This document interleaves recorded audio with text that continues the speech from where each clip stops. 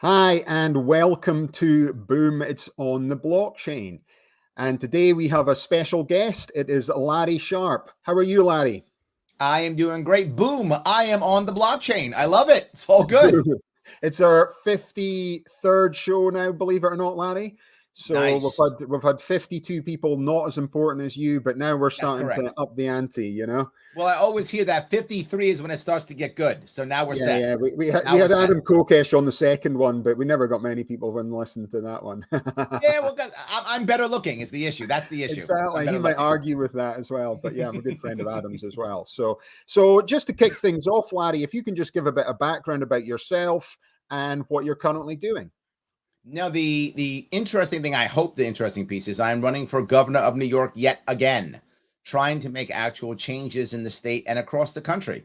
The United States right now is in a very tough spot, and we are more divided than we've ever been.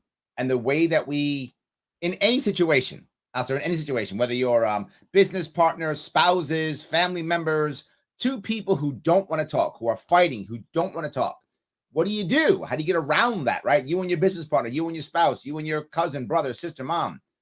You bring someone else in, a third party, to have a conversation, try to fix some things, to find some common ground. It's what you do. Yeah, that's what we need to do here in America. We've got to have a third party, and I'm trying to make that happen here. And I'm trying to make a party.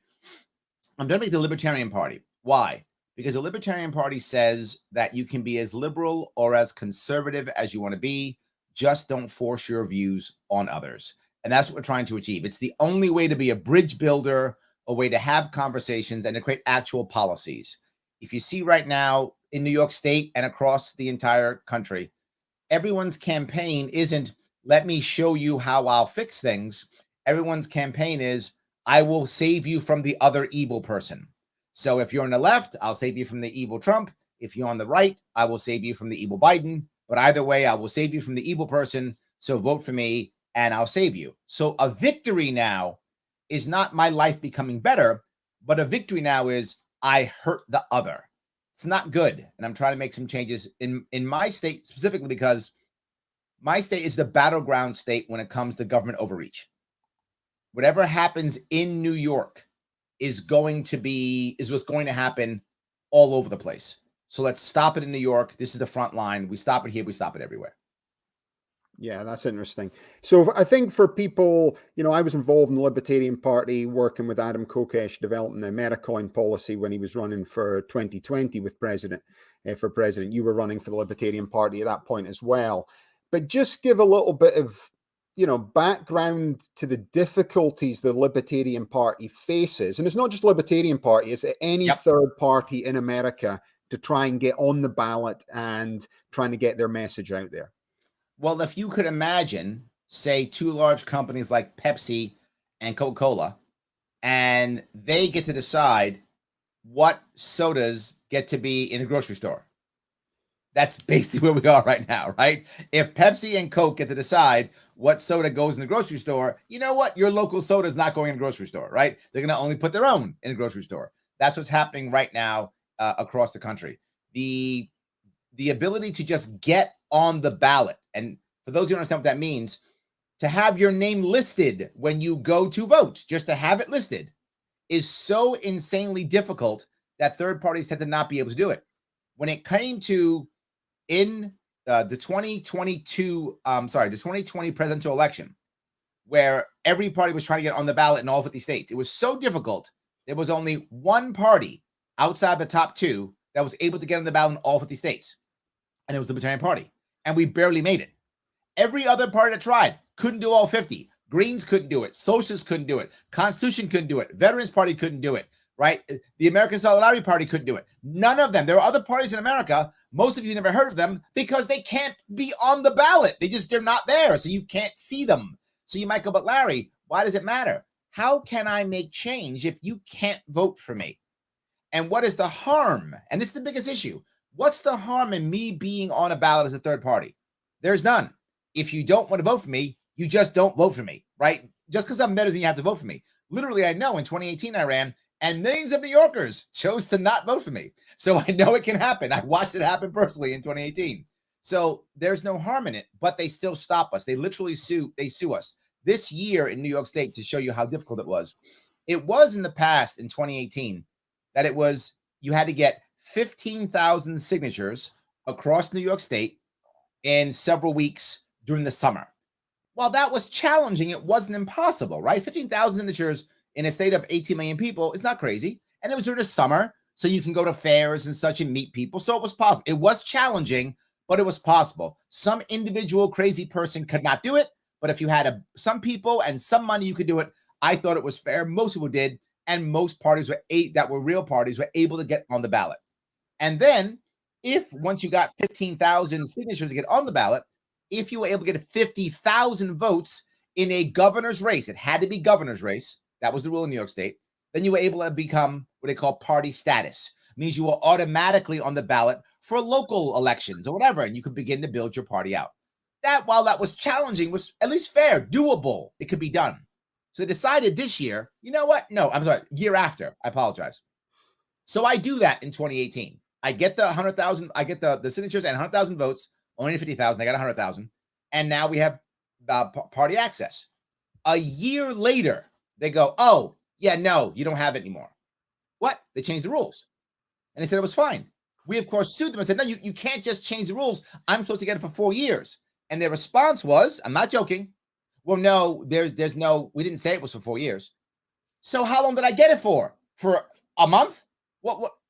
How was that fair? And my argument was this. Alastair, what would happen if I had a garage and I told you, hey, you can, if you want to, rent out my garage for $100? And you go, great, I love that. I'm gonna rent half of your garage out for $100. You give me $100 and you put your stuff in my garage.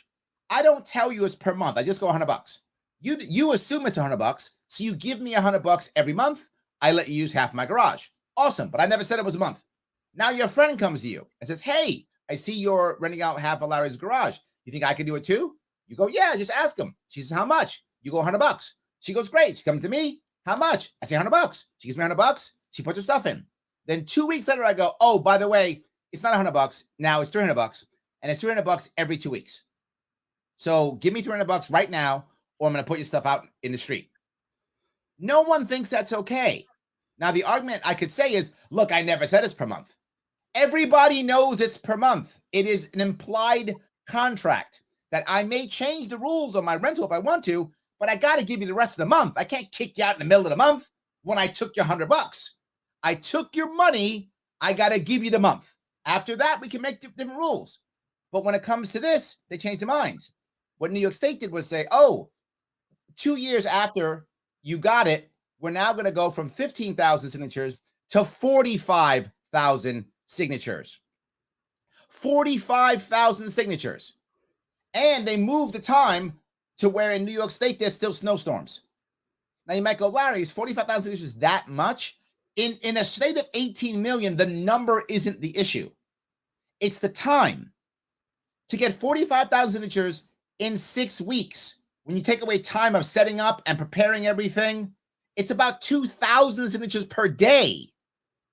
A great signature gatherer will get you 100. A great one will get you 100. The average maybe gets you 25 to 50. I got to get 40 to 60 people to work for 5 weeks, 10 hours a day. Who the hell can do that? And if you're going to spend the money on it, now I got to drop $20 an hour for each person. 40 to 50 people over a week, that's $400,000 I have to have. Who has that? Nobody does. How do I know that to be true? Nobody made it this year. Not me, not a sitting congressman, not a multimillionaire worth about $50 million. None of us could make it.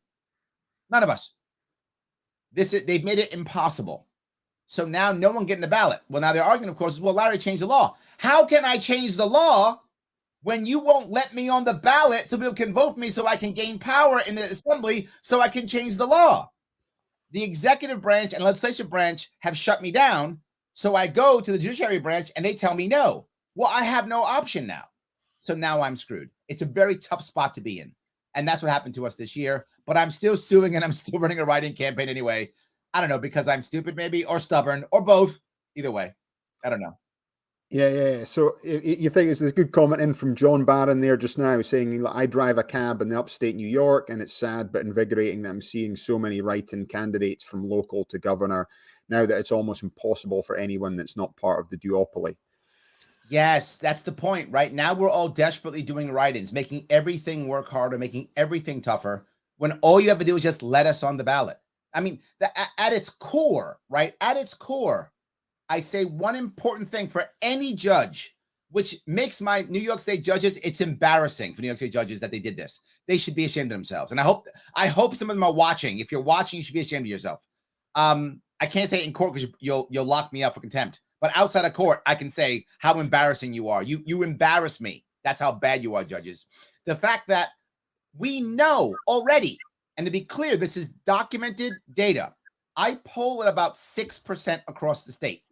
5.5 to 6% is what I'm polling right now, and I'm not in the ballot, which means in theory, 6% of 6 million voters, about 6 million New Yorkers vote, is over 300,000 New Yorkers.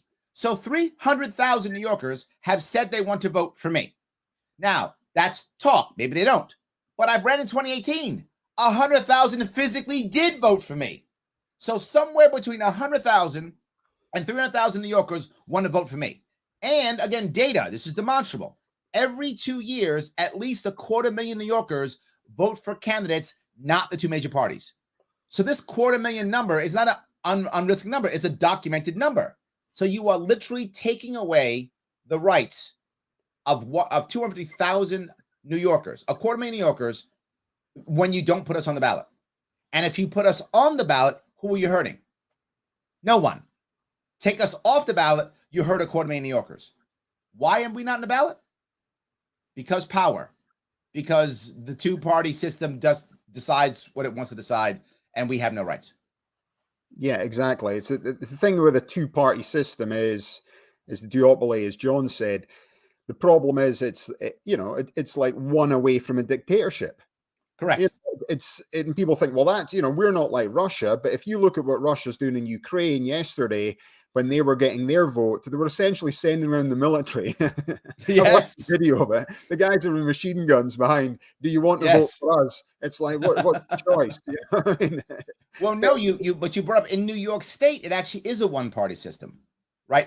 Not every state's the same, right? Some states are more purple than others.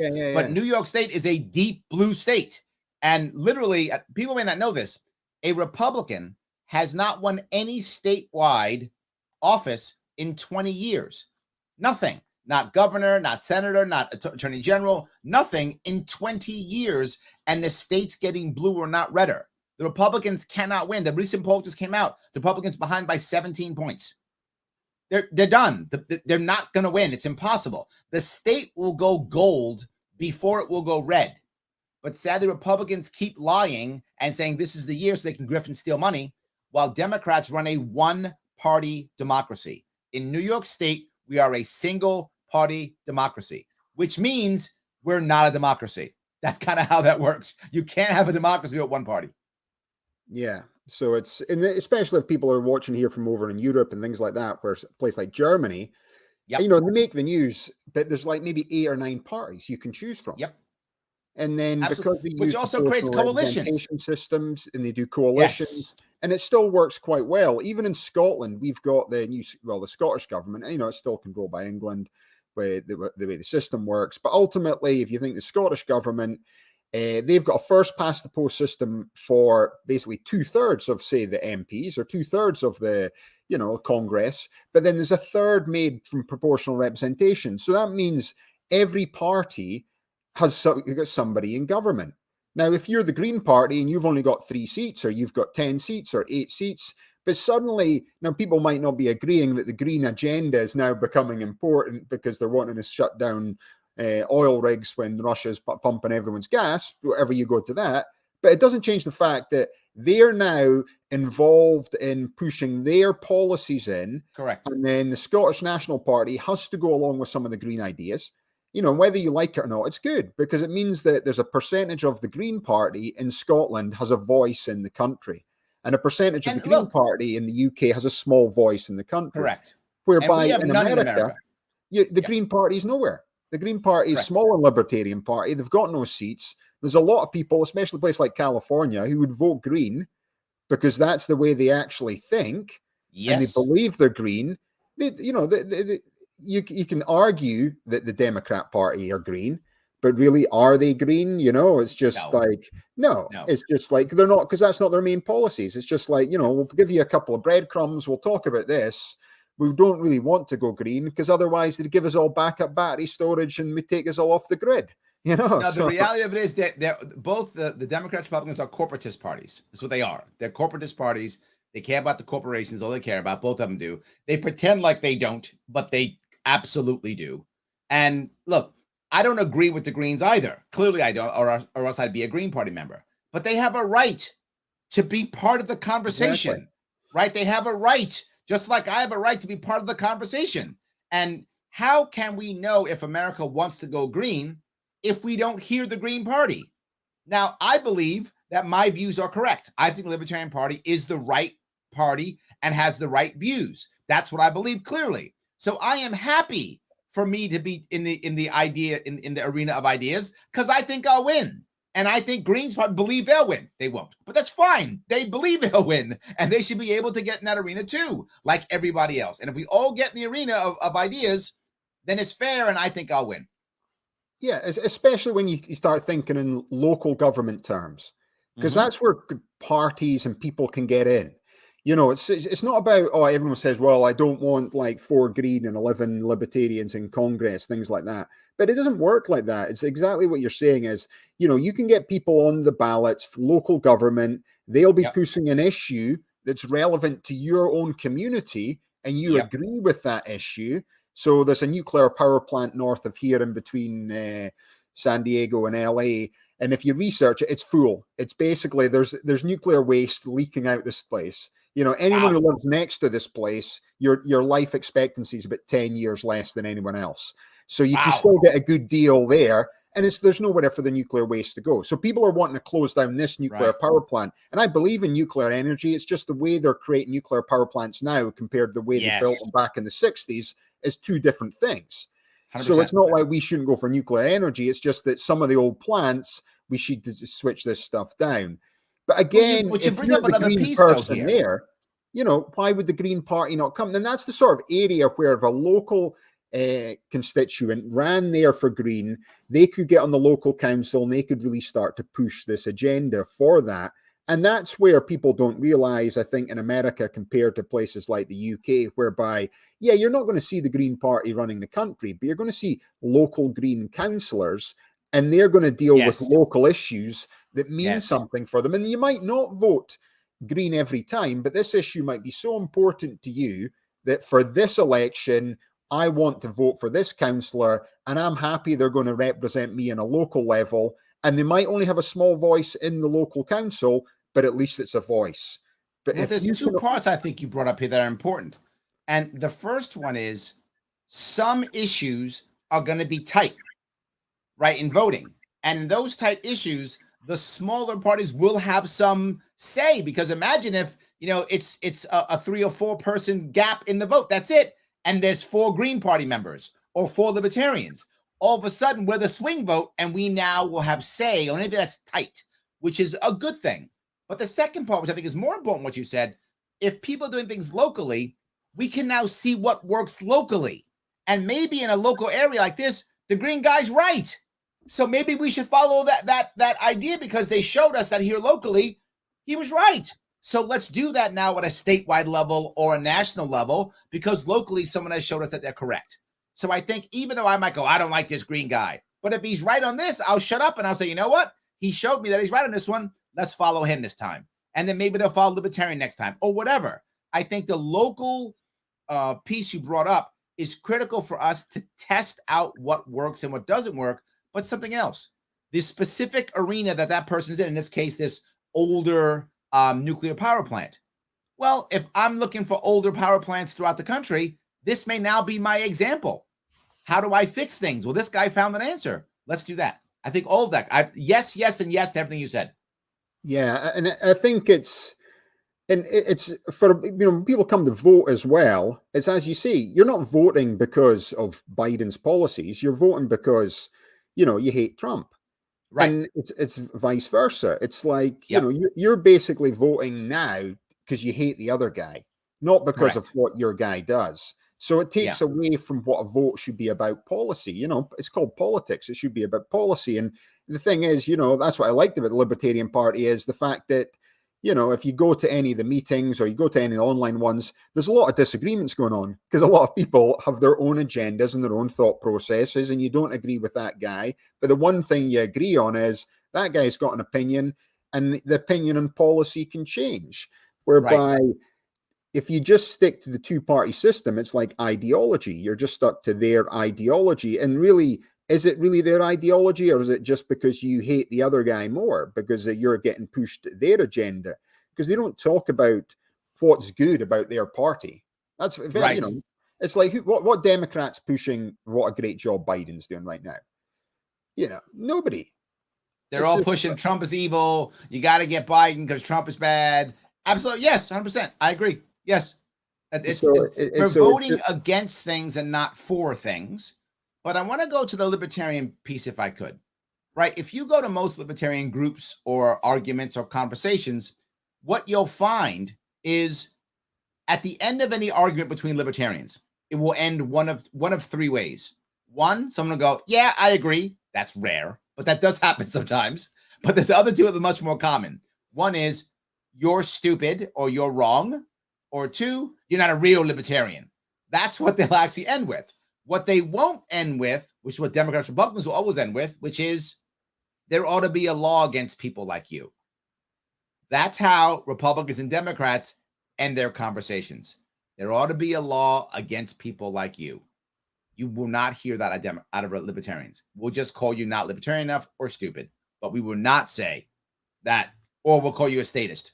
One or the other. We'll do that. But we will not say that you should be arrested or there should be a law against you. And you will find that in the Democrat Republicans constantly. If you listen to when they talk, you'll almost always hear when it's for a solution, well, there needs to be more legislation.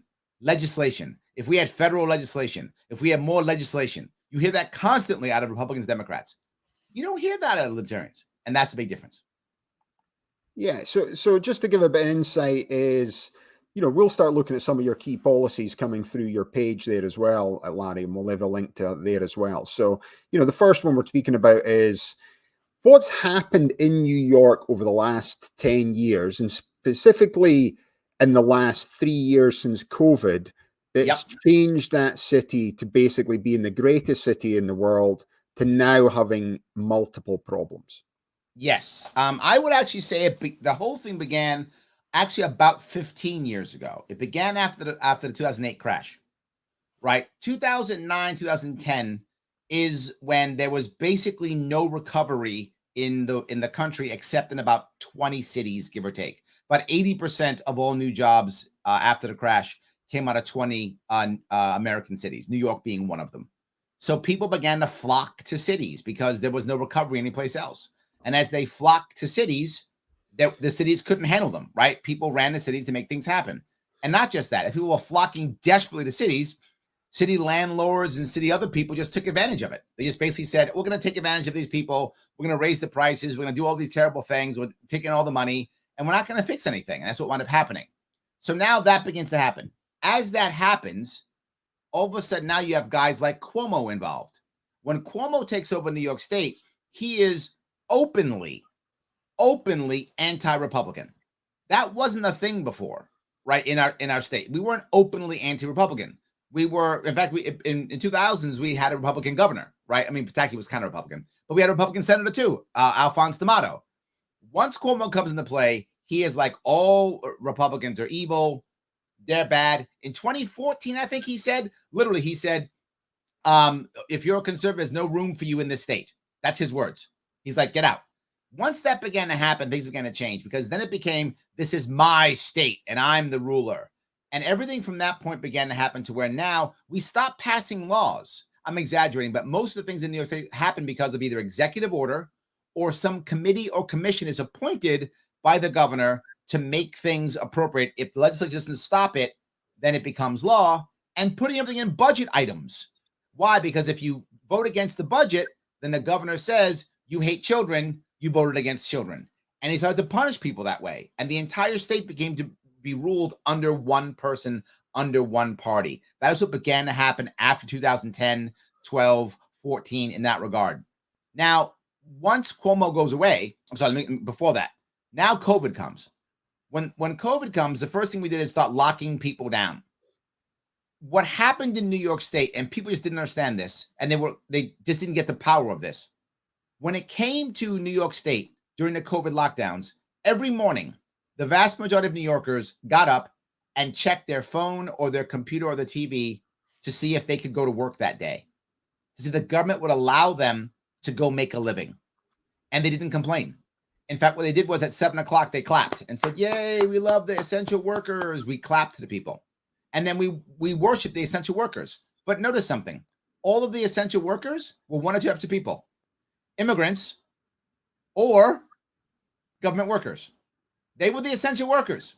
But the actual people who got stuff done every day, they weren't essential. I would argue with anybody, any job that pays your bills is an essential job, period. If it pays your bills, it's essential. If you happen to be independently wealthy and you have a job just to play around because you're bored, okay, good for you. I hope you are in that position. If you are, that's not an essential job. But every other job is an essential job. And we just said that. And when that happened, New York State changed. New York State became, I can't do anything unless government tells me to. Government has to tell me everything. Government controls everything. We've accepted monopoly as the norm. And what wound up happening is people who didn't want to accept that packed up and left. New York State had been losing money, and money, people for about 15 years, give or take, since the crash, and people haven't been coming back. We've lost over 100,000 people every single year. Now we're losing about 300,000 per year. They're just leaving the state. We lost Congress people because so many people left the state. 1 month, 6,000 people changed their license from a New York State license to a Florida license. That's 200 a day. That's how many are leaving the state just to go to Florida. Doesn't even count other states. That's just Florida, and it's just people who change their license. Some people didn't change their license or not. So imagine people are leaving the state. They're packing up and leaving left and right. Meanwhile, our budget is increasing. Our budget now is $220 billion with the B. That's more than all but 19 countries in the planet and California. California's bigger than us. But per capita, we spend the most. Per capita, we spend more than California. The only state that spends more on its people, believe it or not, is Alaska. And that's because Alaska writes a check because of their oil. They write a check to the people. If you don't count a check they write to the people, New York State spends the most per person. We spend the most, we get the least, and people are leaving. My state is a disaster. So if you think, so what's the cost of living in New York right now? So, I was in New York. I've been there a few times. I've been there once since post-COVID there as well. But I noticed a big difference since I went back. Obviously the homeless problem's increased, but it's increasing in a lot of places. But the cost of living is just increasing so fast. And then let me cover two pieces. The cost of living first, then the homeless issues and all those issues. And the violence. Cost of living. In New York City, the average rent now is almost $4,000 per month. It's like 34 in like the Bronx or places like the lower income areas. It's like 3,000. In higher income, its average is like 4,000. Like I think Manhattan's 4,000. I think Brooklyn and Queens are like 3,500, something like that. That's the average rent. Can you imagine how much rent is? It's insane. It's insane how much rent is to survive in this state, to survive in this city. It's crazy. Not just that. I mentioned this before in all across upstate New York. I told people 2 years ago, once the lockdowns hit, I said, lockdowns are going to crush New Yorkers who can't work. When they can't work, they're not going to pay their bills. When they can't pay their bills, they're just going to pack up and leave their houses. They're not going to care whether the house is a lease or a mortgage. They're going to pack up and they're going to leave and not care because they can't survive. They're just going to walk away. And if you think I'm making it up, you can go now to New York, the New York.gov website, and you will see a thing called zombie houses. They made that name up. I didn't. I said it was going to happen. They named it. Zombie houses are so common in New York. It's on the Gov website. It's houses that are just abandoned. But I'm leaving. I don't have a mortgage. Come chase me in Florida if you can find me. I'm out. I can't afford to live here. They just pack up and leave. And people are walking by a house and looking at it and seeing, somebody live there anymore? They're seeing the grass grow, weeds pop up. Anybody live there anymore? No, they just walked away. And now what happens is now squatters go into the house and live there instead. And nobody cares. That's happening in New York State. Now, when it comes to homeless people in New York City, same problem. The problem with New York City is for you to get into a housing shelter, it takes bureaucracy to do so because it's run by the state, run by the city, and it's horrible bureaucracy. And I go, but Larry, you have to have bureaucracy. You don't have to have it. Number one, nonprofits don't have that kind of bureaucracy, but we do. Why does that matter? Because if you're working poor and you're homeless, that's fine. You can probably handle it. You might even have a family unit that can deal with the bureaucracy. No worries. But what happens if you have an addiction problem or if you have mental illness? You cannot handle bureaucracy. You functionally cannot handle it because you're either an addict or you have mental illness. You cannot handle it. So you will not. Do we know anything to fix that? We don't. So instead, what do? Now people are all around doing nothing, hanging out in the MTA, hanging out on the streets. Of course they are. You may go, wait a minute, Larry, but they have mental illness. Why can't we help them? Why? Because for 2 years during a lockdown, people couldn't go back to their families. People couldn't go into hospitals. People couldn't go get help. People couldn't see their therapists. People couldn't get the medicines. So if you have mental illness and or you're an addict and you can't get help and you can't get your medicine, you're going to get worse. Whatever your issue is going to be worse. And when you can't find anything, what are you going to be looking for? Whatever the street level drug is to either make your pain go away if you have mental illness or to fix your issue if you're an addict. Either way, you are going to go do that because you can. It has made everything worse, and no one's going to say what made things worse, which was the lockdowns. But I'm not even done with that. One of the reasons why lockdowns hurt so bad is people left New York City in droves. Right now, the commercial occupancy is only about 45 to 50%. That's 50% of these commercial areas not being inhabited. And you might go, well, Larry, why do I care? Because of all those small businesses that relied upon these people coming into the city. Because of all the people who are supposed to be paying the MTA and the subway system to make that work. Or paying for buses and paying for all those things. They're not anymore. They're not going on a subway. So the subway keeps getting more and more dangerous because there's less and less funds. Everything's getting worse. And now these people who used to be workers, they don't work anymore. What are they going to do? Now they're homeless. Where are you going to go? Where are you going to go? Now, if you were an undocumented worker, and many people who have bad resumes, who are former felons, convicts, any of those people, many of them don't have a good record. So many of them are working off the books, right? All of a sudden now, there's no job for them anymore. So what are you going to do? They can't move. They can't go anywhere. Well, back on the street. What does that mean? Back into gangs. And there is our violence. Our violence is in gangs, addicts, and people who have mental illness. Mostly gang warfare, but the other two also, right? For the average person who's hurt, that's usually an issue when it comes to an addict or someone who has a violent mental illness, right? Most people with mental illness do not hurt you. Most of them hurt themselves, if anybody else. But there are those who will hurt you because they have schizophrenia. They think you're bad. They think you're going to get them. That's the kind of thing that will happen sometimes, right? Or addicts who are desperate, trying to get something. They hurt you to get money so they can buy their fix, that kind of thing. But a lot of it's gang warfare. What do? We locked up all the jobs in the schools. So we took young men who were already suffering with no purpose, who were already suffering, and we said, you know what? Don't go to work, don't go to school, stay on the streets, and let's destroy the entire supply chain so everything people want's more expensive. And the gang leaders said, oh my God, thank you. You gave me an amazing black market, and you've recruited all my gang members. Government, you're the best. Thank you so much. And they picked up all the gang members, and they picked up the black market, and then they're shooting people in the streets. Why would you shoot people in the streets, Larry? Here's the reason why. If you're in the black market, you don't have cops and you don't have courts. So how do you enforce your contracts? How do you enforce your territories? How do you enforce your intellectual property? Street violence, street justice. That's how you do it. That's why they shoot them in the middle of the street. That's why it's the middle of the day. They want you to know, Alastair, mess with my product, you're going to get shot. Don't mess with my product. That's why they do it.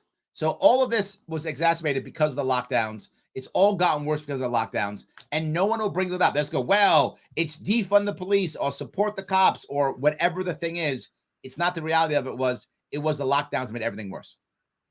Yeah, I'm just looking at some numbers here of homeless in New York. And then obviously this is government figures to give people an insight, but they said In July, there was 52,000 homeless people in New York. I think that's, but they said last year it was over 100,000 on any single day. So it's a bit of a disparity.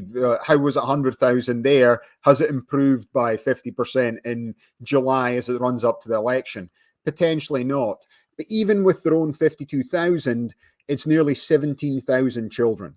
So that's 17,000 people under the age of 16 homeless in New York City every single night right now. And that's like a crazy figure for people to understand. This huge amount of people. And then again, you think, I always love it. There's any election come up, suddenly the new figures coming out from the government's like improved from last year. So, has it improved by 50% in the last year? No, you're just telling me it's getting worse. No, I'm sure it has, because what they've done is, I don't know what they do is they take a bunch of taxpayer money. I'm not joking. It's what they actually do. And they put people in hotels. And that cuts the numbers. So they're not actually housed. You just put them in hotels. And how long do they put them in hotels for? Just a short period of time so they can count them, or? Correct. Yes. So they're telling the truth, but they're being, I guess, they're not being clear. Literally this, and de Blasio did this more than anybody. De Blasio would literally to put them in 4- and 5-star hotels and would pay with taxpayer dollars. And just pay the hotels. Here's money, put them all in there. And they just go into hotels. And they did it in the Upper West Side of Manhattan, which is a very wealthy area. And the people got upset. They goes, we're paying $6,000, $7,000 a month in rent. Yet I got to come outside and see 45, people who are literally shooting up in front of my kids and or having sex. This actually happened. Having sex in the streets for money while I'm walking my kids to school. They're like, no, we're moving out. And people start leaving. And these are people who literally just packed up and left their lease and said, I'm not paying my lease. Now imagine you're a landlord and you're counting on $6,000 per month from multiple units, and all of a sudden they're not coming in anymore. You're not happy. You're not happy. So what are you going to do? You start telling the government, I'm not happy. So what does the governor do to make you happy? Well, I'll pay you $6,000, put a homeless person in it, and I'll use taxpayer dollars for it. And they'll do that. They'll pay these people money to put them in this place, and now they're not homeless anymore because they're sitting inside someone's apartment, or they're sitting inside a commercial place that no longer can put anybody in it, or they're sitting inside a hotel. So it is true what they're doing. It's just disingenuous. Yeah, and it doesn't really solve the problem at all. It does not. Increasing here. They speak about it in California, they speak about San Diego, but and then they move them on. So they say, yes, well, it's out of sight, out of mind type thing. Correct. We've cleaned the area, and they're all living there in their tented villages, especially if you go up to LA, it's everywhere. And then suddenly they just come along with, the police come along, shift them along. The road sweeper comes along. That's these people's possessions, by the way. This is them living in the street. They've collected all this. They've got their little, corner of this encampment. That's where they've got their life right now. Yeah. That's all taken away. Boom. You're all going there. Over 50% have got mental health problems. And then suddenly it's out of sight, out of mind. But then suddenly 2 months later, it comes up somewhere else. And this time there's even more homeless people. So Absolutely. it's a never-ending circle that gets worse and worse and worse. The way you fix this is several-fold. Number one, you've got to make a system that does not have government bureaucracy in it, which means you allow the private sector to do a better job of it. You allow the private sector to actually discriminate, which is going to sound terrible, but I mean this in a very good way. In other words, what I mean is you want to have them to have special housing for special types of people, special types of demographics, special populations, like, for example, single moms, right? Why would I want to put single moms in with other people who aren't single moms if I don't have to? Why wouldn't I want to create a specific building for single moms where they have small, tiny apartments, which are, again, very small? You want them tiny on purpose against the Department of Building regulations. Why? Because to your point, when people become homeless for a certain period of time, they become accustomed to their small area of a thing, whatever that is. That becomes their habit. If you give them larger apartments, they tend to just go into one small area anyway. You want them to feel comfortable and to be able to move out of that apartment when they feel appropriate. You do that, and you create services and social environments within that building. That's being done across this country and other places. So the single moms are on, let's say, the first floor or the second floor. The first floor is some type of social environment where they can get together and breastfeed together or play with their kids or whatever the case may be, and become social and interact again When people are homeless, they forget, literally, they forget the skills on how to be involved in the average, back and forth that non-homeless people are part of. Let them get back into the world, let them ease back in and feel comfortable about themselves, dealing with people who also have the same issues they have. And then the basement is services. That may be things like helping the single moms with resumes to get back into the workforce, maybe childcare for those who want to put their kids in childcare for a day. They can feel comfortable and safe while they go out and try to get their life back together. It may mean education services if some of these moms are young and want to get their high school diploma, whatever. You create that environment where you're a single mom, you can just go there. Just go there. Do it with veterans, right? Do it with people who have mental illness. Do it with individual groups. You can just show up. And that becomes the system that they become in. Now, that's the first piece. But it's a second piece of this, and that is many people who don't trust the system anymore, or who've been failed by the system, they're not going to believe me.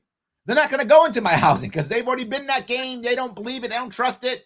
They've surrendered already. But many of them will go to places like the MTA, which is why I have an idea called the carrying caboose. The carrying caboose is the idea that the last subway car of every other subway train is a place where people who either are homeless and or have addiction problems can go to get help. Is no cops there because many of these people are afraid of cops, private security, and counselors, addiction, and psychiatry services are in that last car. They get Wi-Fi and then get connected to the system. So now Johnny shows up and they go, Johnny, oh my God, how you been? Let me check you on the computer. Oh, wait a minute. Have you had your medication today? Blah, blah. How you feeling? Boom, boom, boom. Look, have you been to the new house? There's a new house over there in Brooklyn. Been to that house? Can I get you in the system, Johnny? Why? Because when you're an addict and you're jonesing, you don't want help. You want your next hit. That's what you want. You don't want help. I know my mother was an addict. I know how it is to have an addict in your family. If anyone watching, I know has been affected by addiction in some way, either someone they love, someone they know, or themselves. Because it's everywhere in our country. So you've been affected by it in some way. When an addict's jonesing, they don't want help. So give them their equivalent of methadone or whatever is the equivalent of getting them so they're not jonesing anymore, or cannabis product, or whatever's required. Again, I'm not an expert here, but there will be experts there who will know what to do to get them down so they're not jonesing anymore, and then go, you know what, Johnny, it's time for some help. How can we get you going someplace? I don't know whether it's the first, second, 200th, or 1 millionth I love you that gets Johnny to get his act together. But if we never give him the I love yous, he's never getting it together. And I would rather him not die. I'd rather him have a chance at getting things, taken care of. Up, and then we go. Let me go to affordable housing. Thank you, Patricia, for that. The next piece is, in these houses I'm talking about, the rule is, Patty, the rule is all they have to do is pay 1/3 of their income, whatever that is. If you make no income, it's nothing. If you make $300 a month, it's $100. You pay 1/3 of your income. That's it. Your income is irrelevant. You just pay 1/3 of it. It is run by a private company, sponsored by companies that want to do the right thing, meaning they don't really care about the right thing, but who want to have a better image, right? So now some company like BP does an oil spill and they want to look good. Good, sponsor these houses. Instead of dropping, $20 million on some ad campaign, drop $20 million and sponsor this house for 3 years. Do that instead. And it'll be the BP house of homeless mothers who are getting better or whatever. And then they'll sponsor it. And then the people who are making it will make some money. And as that house makes money, it keeps going, right? Because some people are spending something. You're spending 1/3, whatever little bit it is, that goes and moves the housing further and further and further. So that's how that works. But now, second, you then want to have a public housing world to where once you can get out of that homeless shelter, basically, into actual public housing, you want to make it affordable enough and, more importantly, rent to own. You want all public housing to be rent to own. You also want it to be built by companies, real estate companies that are now building other things. How do you get them to do that? They don't want to do it. It's cheap housing. Who wants to do that? You do it by, if they do rent to own public housing, if they do that, rent to own housing like this, inexpensive, affordable, once they sell the property or properties, that organization pays no tax on it. And the people on the left get mad. Oh, you're giving the wealthy tax breaks. They already get tax breaks. They're already doing it. It's not like I'm making up tax breaks. It's already there. What I'm trying to get them to do is the right thing with their money. They could put money into this. People will begin to rent to own, actually own their own apartments. When you start owning your own apartment, you're not mad at gentrification. You're happy at it. You're making money. You're good. When wealthy and savvy people move, they always get a check because they will always have equity in their home. When people who aren't wealthy and or savvy move, if they're lucky, they get one half of their month's security back. If they're lucky, usually get nothing back. Well, all of a sudden now you have a rent to own. You get ownership after the first year, which is not normal, but that has to be part of the deal. You get ownership the first year. After the first year you leave, if you leave, you get a check. You're able to move and have ownership in your home. It's a whole different way of doing things. If we made that happen, you would make a massive dent in your homeless population, a massive dent in your addiction population, a massive dent in your mental health population. And again, we're always going to have people with problems. People will always fall down, make mistakes, be unlucky. That will always happen, but we can make it less and less. Yeah, no, I agree with that as well, Larry. And it's also, I was researching like public libraries. So what people don't realize is that for homeless people, public libraries, where's their key access point to the world. So if we're closing down all the public libraries, how do these people get on the internet? How can they apply for a job? You need to go online somewhere and apply for a job. Homeless people use public libraries. So when people think, oh, the public, I don't borrow a book anymore. I've got a Kindle. I read stuff online. What's the point in having a library anymore? And they're closing them all down. That was the focal point for homeless people to get back in onto the system. Now, if we close all the public libraries down, that's their access point coming in now. It's just disappeared like that. So, well, yeah, but again, it's not that I want to shut down libraries. I don't. But my point, if you see my point is always, I don't want government to be the only monopoly. I want others to be able to find other ways to fix it. This goes back to we talk about third parties, right? I want people to be able to experiment, right? I said, just because I was guessing, that single mom housing would be a good idea. I'm not a social worker. I could be wrong. Maybe there's another group of people or population that will be a better choice. Let people figure that out, right? I'm some guy running for governor. I don't know what the right populations are. I know that certain populations will work. We've seen it happen when it came to prison populations in the Humvee program for veterans. We've seen it work for veterans here in the Bronx, the Jericho Project. So I know it can work, right? But you got to find the right population, right? I don't know what. Clearly, people with mental illness, they're not a monolith. There's different types of disabilities and mental disabilities and illnesses. So I don't know which population is the right one. But if government will make a line and make decisions, and that will be the only answer. I don't want the public library to be the only answer. I would like there to be many answers for people to get themselves back into society as fast as they feel comfortable, the way they want to get back into society, right? One of the things we had, this is, I think, on the Bloomberg, if I'm not mistaken, New York City, there's a group of people who went by with mobile showers.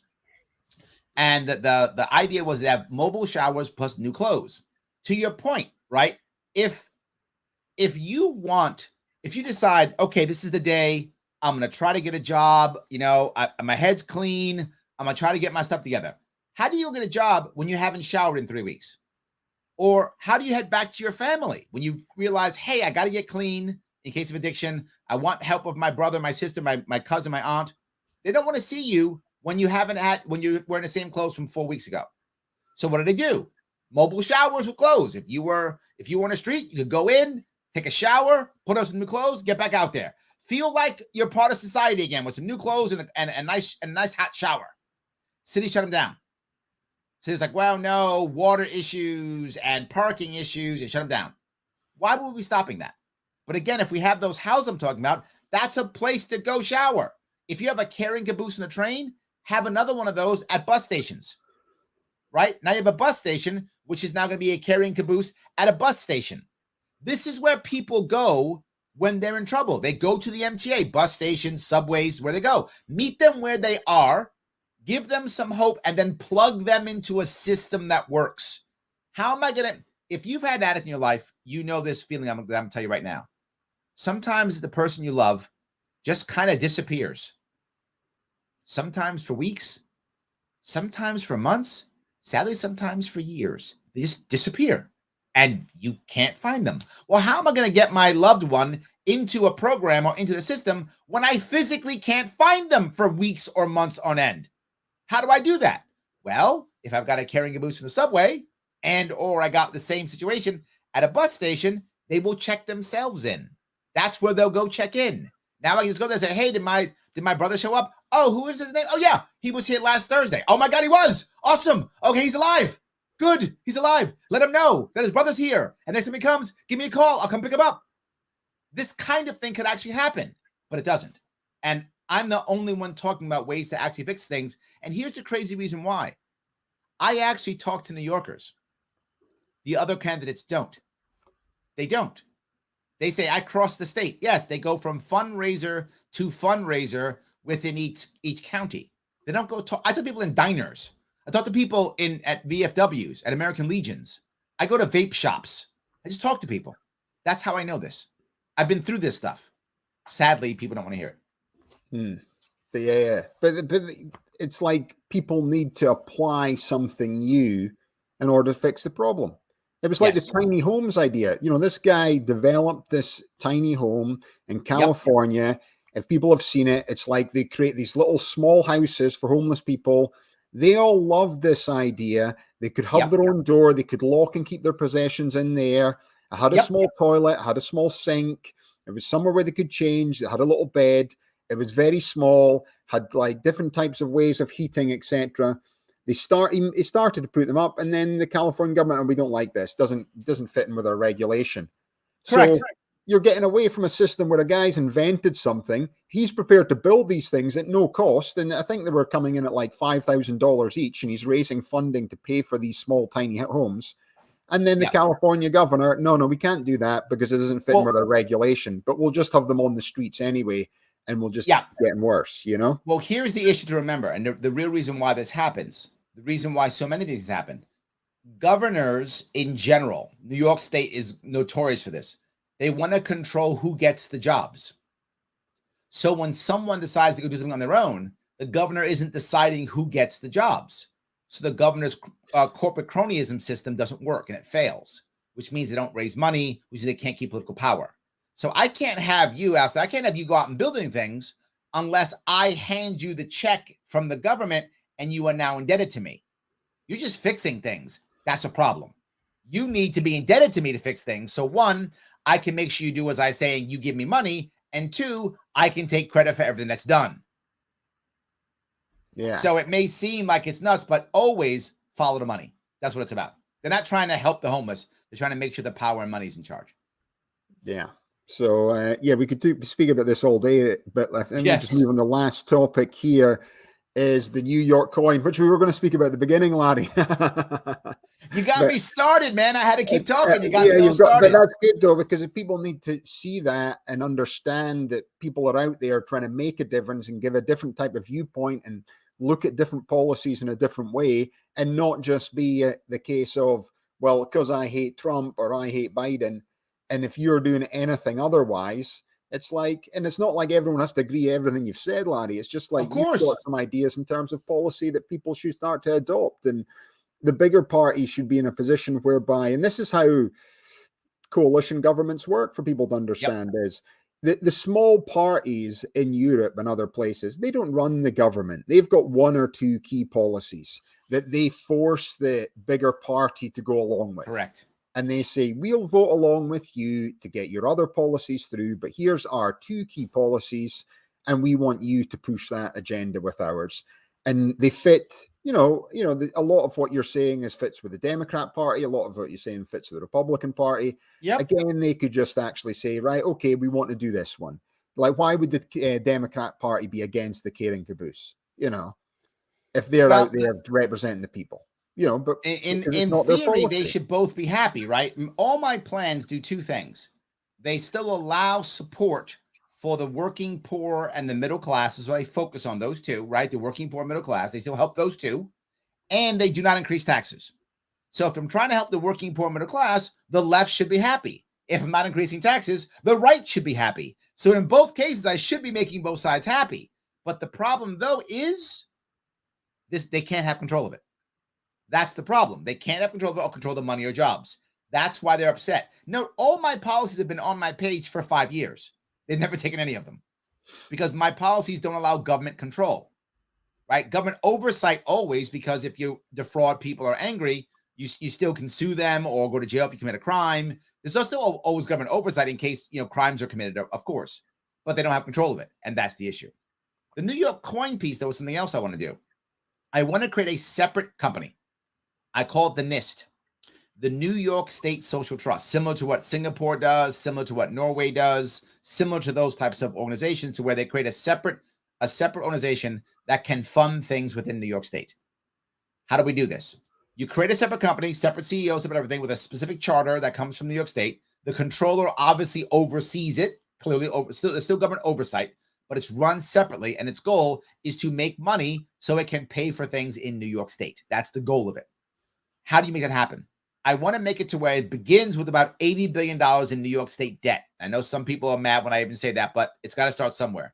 Why 80 billion? Because that's about our income. That's about our tax, how much money we bring in for taxes in New York State every year, about $80 billion. So we started with $80 billion of debt, and we grow this trust. My hope is within 4 to 6 years to $1 trillion. I know that's a lot. However, Norway and Singapore both have $1 trillion trusts, and both of them are 5 million people and less. We have 18 million people in New York State, and we're the financial capital of America. If we can't do that, shame on us. We should be able to move it to $1 trillion within 4 to 6 years. If we can do that, the way it works is it's not debt. It begins with debt in New York State, but anyone who invests in it, they invest in it, and they basically get almost like a share, which is basically my coin, right? It is monetized via coins, and it's dividend. You can also get dividends from it if you want to, also dividends, and also monetized via coin. So it's not officially debt. You're basically buying into the trust. As you buy in, it makes more money, and the dividends basically based upon how much revenue New York State brings in. It's safe, but it's not high yield. What does that mean? There's a chunk, as you know, of permanent capital, whatever that chunk is, that loves very safe, low yield investments, right? Like the municipal bond types, right? Those types. Whoever wants those will come to us, right? They'll start coming to us. As we start making that money, we can, within the first 2 years, begin to pay for all school tax across New York State. When that begins to happen, we can eliminate school tax across New York State. Eliminating school tax means the average New Yorker's property tax will go down by about 50%. That happens immediately. Now we have a chance for rents to maybe stabilize because the pricing is going up as much. You also have an opportunity for people to stay here who are retiring in Florida versus retiring here. So you have a better chance of helping out the average New Yorker who's going to take that money that they were giving to New York State and instead spend it locally, is what I hope, or at least spend it within New York State. So things will get better for the average New Yorker. Some of them won't leave. But on top of that, if the funding is coming directly from the NIST, now there are no strings attached from the federal government or from the state government. If that begins to happen, all of a sudden now local people have more control.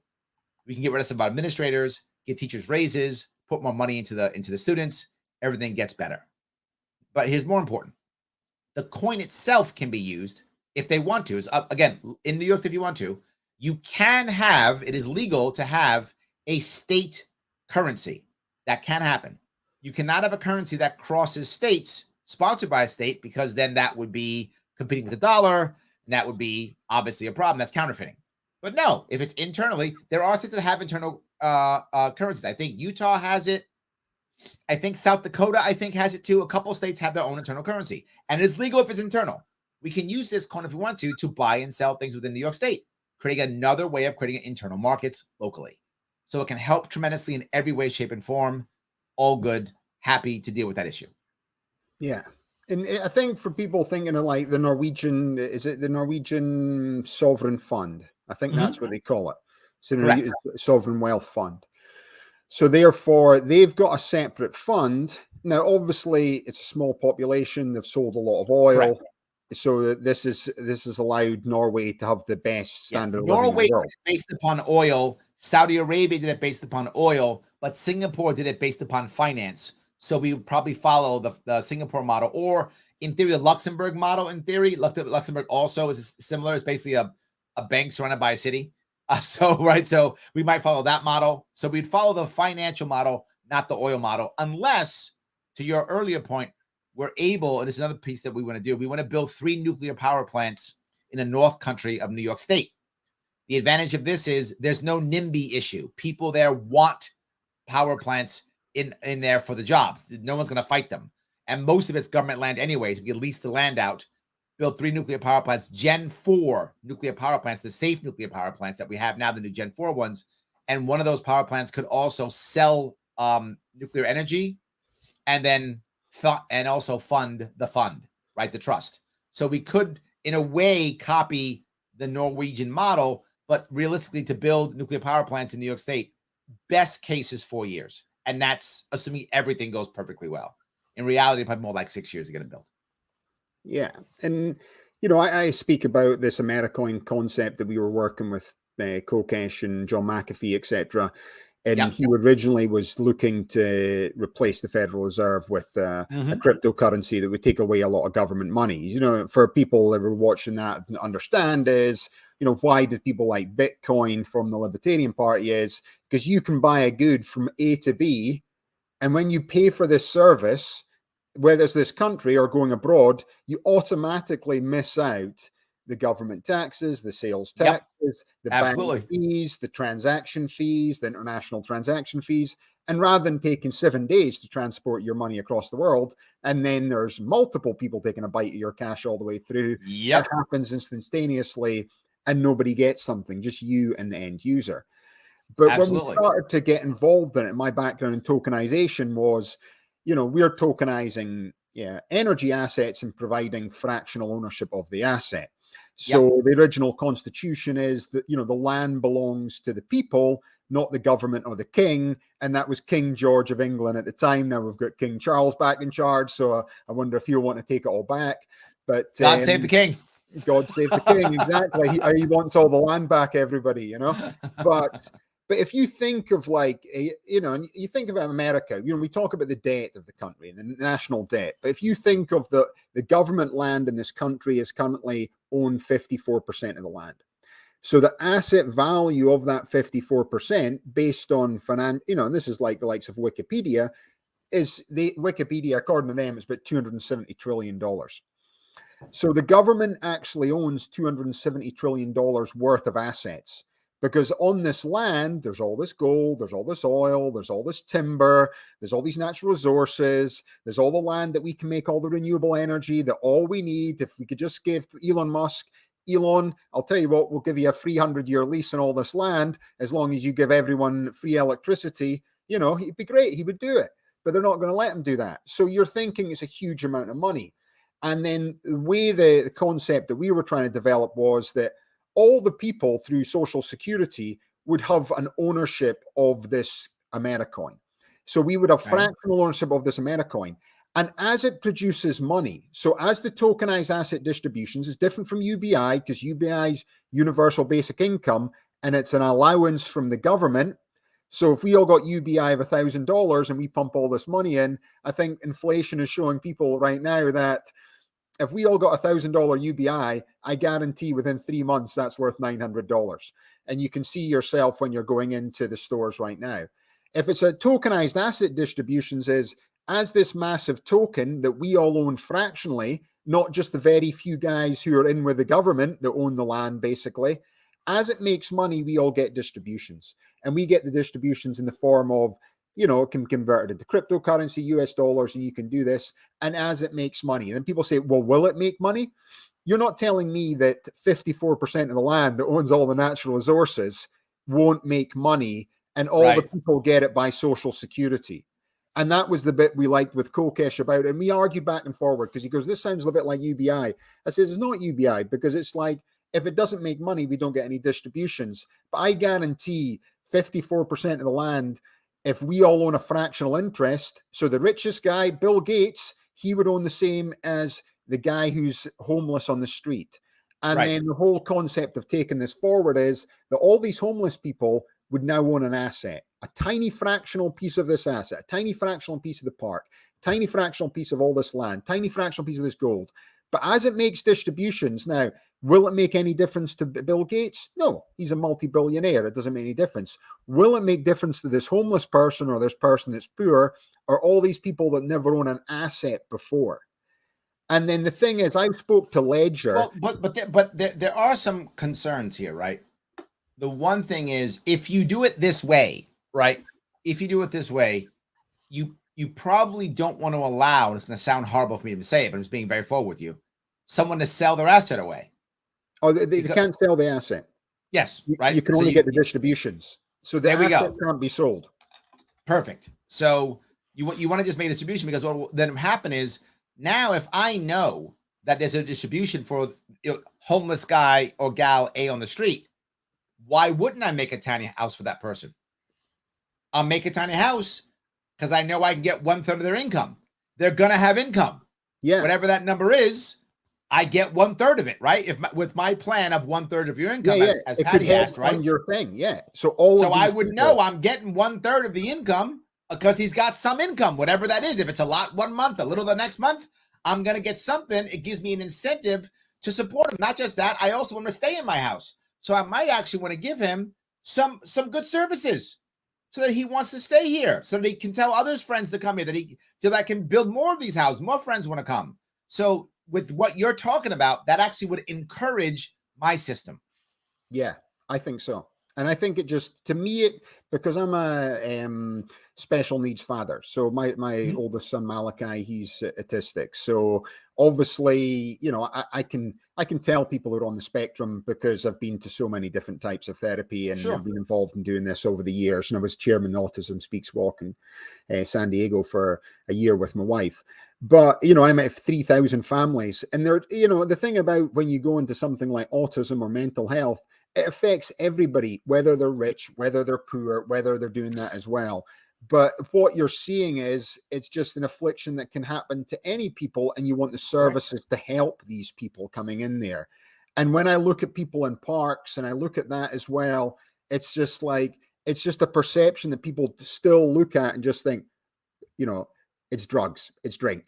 It's like you can. Well, that was my point that I brought up earlier. It's not a monolith, right? Mental illness is not a monolith. That's the way they're doing Addiction is not a monolith. Homelessness is not a monolith. They're all different parts, right? And generally speaking, if you happen to be a family working poor homeless, you have the best chance of getting out because you have support structure within your family. You are working. Your people can handle bureaucracy. The odds of you getting out of homeless are much higher if you happen to be a working family versus someone who either has a mental illness problem or has addiction. Your odds of getting out are very slim. It's just not a model. And even if you have mental illness, even being on a spectrum, there's a huge gap in the spectrum. There's certain people on a spectrum who the question is, can they tie their shoe? And for someone else, it's what job can they hold? And everything in between, right? My niece is on a spectrum, and it's very hard for her to communicate. She can, but it's difficult. Some people on the spectrum can't even communicate. Some communicate very clearly. That's the spectrum. Yeah, and then you think of the veterans as well, and the veteran charities as well. It's like there's over 50,000 veterans homeless on the street every night in America, and this is just increasing again. And again, that's the thing is like, and a lot of these people, it's because they've gone to war, they've got PTSD. Yep. That's what's caused the problem this person's dealing with right now. And I was in this First Five program I spoke about before, and it was one of the guys. He came and he was living under a bridge, basically about 5 miles from my house, and he'd been in the first Gulf War, and a bomb went off, and he got a bit of shrapnel in his brain. Basically, he was telling us a story. He can actually, he's legally allowed to access services, Larry. But you should have seen the forms that this guy brought in. That's my point. Yes, like this. You've got to fill in these forms. It was like. So this guy's living under a bridge. He's fought for the country. He's had 2 tours of Iraq. I think it was the second one that went. It doesn't matter. He was 10 years there. He brought in these forms, and it was a Hispanic woman who was running the First Five program, and she had a disability herself with her arm. She could only use one of her arms. It was sort of, I can't remember the description of the disability, what it was. She wasn't able to use one. But she was about to take time out of her work to help fill in the form. And this is a Mexican woman who's now a U.S. citizen from Tijuana, who's got a disability that's basically filling in a form for a white guy that's gone and done the service in the country, got sharpened on his brain. And if she didn't help him, no one else in the whole world's helping that guy. And it's like literally what I'm talking about, right? If you've got a family, right, and let's say I'm making this up, but you got a mom, a dad, and 2 kids. And maybe the mom is out working. She's doing whatever off the books, maid work or something, right? That's what she's doing to try to make some kind of money. And the dad's out of work. Well, the dad can then take the time to fill out all the forms, right? He can do it at least. He's there. He can go through it, right? He can do it. But what happens to your point? If you're either have a mental illness, addiction, or just some guy who just is too much for you, you just can't do it. You're right. It's impossible. And I want to make it to where it's simple, to where it doesn't matter if you happen to be lucky enough to have someone who knows how to fill out forms or not, or you happen to have some lovely woman who wants to do it for you, right? That It doesn't matter, that anyone can go in and make it work. And that means no bureaucracy, which means less government. Government means bureaucracy by default. Yes. Yeah. And I think if you look at veterans and the way veterans are treated, if you speak to veteran charities here, and, a lot of them I spoke, because I go to a lot of the oil shows, and there's always veteran charities at oil shows, because there's a lot of veterans go into the oil business after they've finished being in the military, because they're prepared to go and work in Africa and all these places where your normal person wants to go.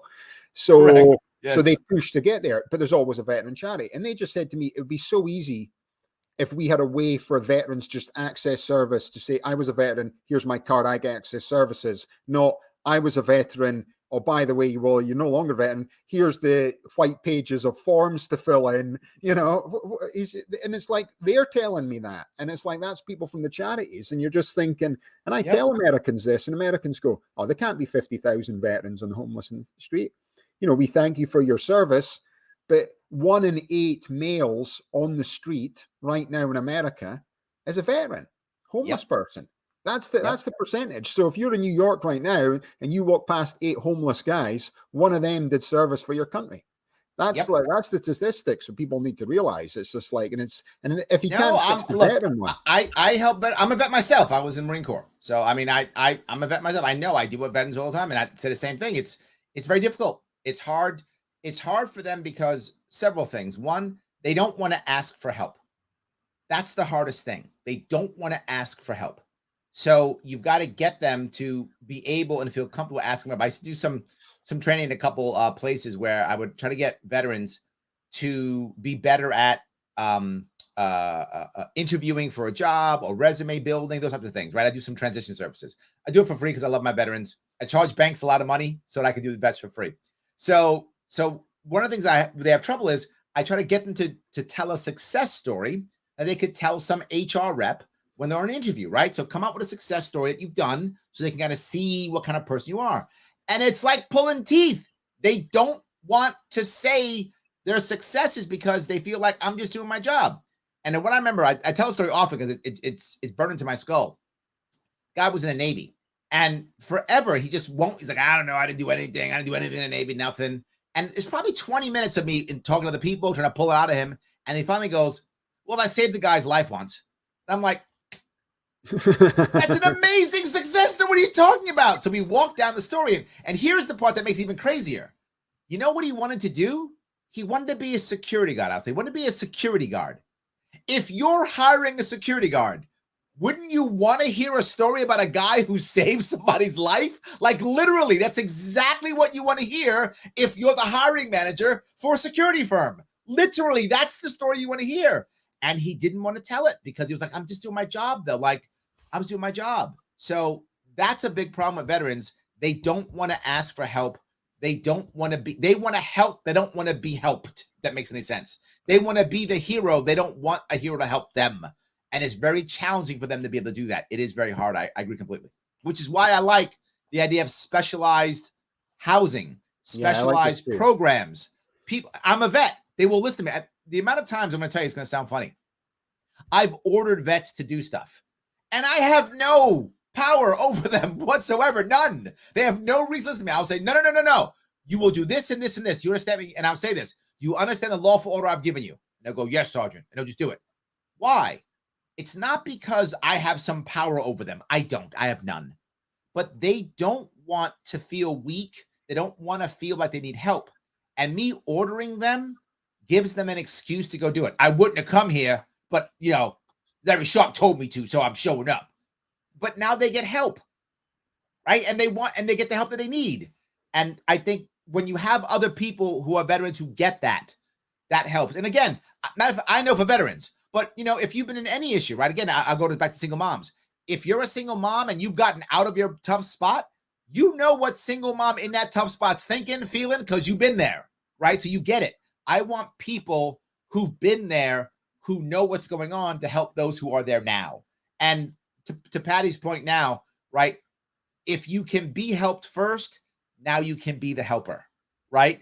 If you can get help so you can get better, now you can be the helper. In fact, you're going to be a better helper because you've been there before. Perfect. I think that's a great way to finish the show today then, Larry, you know, so really appreciate you coming on the show today. I think for all the viewers out there, if you're living in New York, write in Larry Sharpe. You know, they're basically, Yes. they're not putting him on the ballot, even though he was in the ballot before, you know, change of rules. So yeah, write in Larry Sharpe. Keep going with that. Is there anything else you want to finish with, Larry? LarrySharpe.com. Larry Sharpe on all of the interweb things, from YouTube to Twitter to TikTok to Facebook to all the things. Larry Sharpe, and that Sharpe with an E at the end, and the E stands for electable. Electable. I like that. So, well, thanks again, Larry. I really appreciate it. Thanks for everyone being involved in the show today. You've been watching Boom It's on the Blockchain. My name's Alastair Caithness. Have a nice day.